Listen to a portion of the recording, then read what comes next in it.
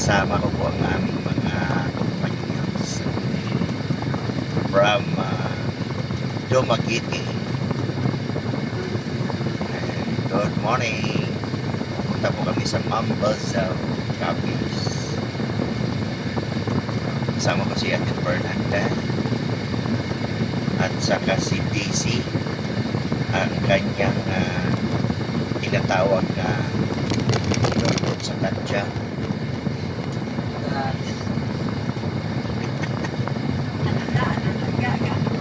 Ayan, mag-hi lang kayo dyan kasi makikita ng mga viewers natin. Ayan.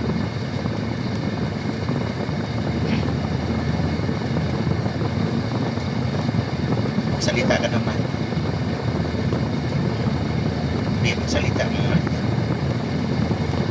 So, ano yung masasabi mo bilang kabaitan? Kapag ito ay kabait ang Pinas.